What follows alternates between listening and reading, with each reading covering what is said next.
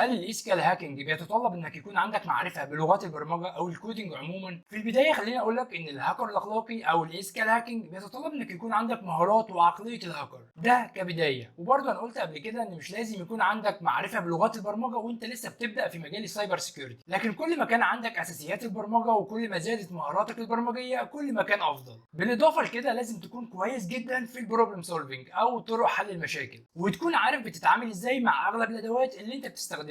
وبرضه خليني اقول لك ان افضل ايثيكال هاكر او افضل هاكر اخلاقي هو اللي بيقدر يستخدم لغات برمجه مختلفه علشان يقدر يبني الادوات اللي هو بيشتغل بيها، واللي تقدر تخليه يتعرف على الثغرات والاخطاء البرمجيه اللي ممكن الهاكر يدخل منها على السيستم، وعلشان يعمل اوتوميت لمعظم المهام اللي بيقوم بيها علشان توفر عليه وقت ومجهود كبير جدا. وطبعا كمان معرفتك بلغات البرمجه تقدر تخليك كايثيكال هاكر تستخدم الادوات اللي هي اوبن سورس، زي طبعا اللي اتعاملنا معاها واللي استخدمناها قبل كده. الادوات دي اوبن سورس يعني تقدر تستخدم الكود بتاعها، السورس كود بتاعها تقدر تعدل فيه على حسب احتياجك انت، وتضيف ليها اوبشنز جديده تقدر تسهل عليك حاجات انت بتعملها، ده بدل طبعا ما تبني اداه جديده من البدايه علشان تعمل لك الحاجه دي. كل ده بيجي من تعلمك للغات البرمجه، وانا هنا مش بقول لك لازم تكون ممتاز في لغات البرمجه وعندك معرفه خرافيه بيها، لكن مجرد معرفه بالاساسيات هيبقى كويس جدا، لانك بعد كده تدريجيا هتعرف ازاي توظف الاكواد دي وازاي تعرف الكود او تقرا الكود المكتوبه بيه اي اداه. فكبدايه اعرف الاساسيات، وفي الفيديو الجاي ان شاء الله اعرفك ايه هي لغات البرمجه اللي اغلب الهاكرز بيستخدموها.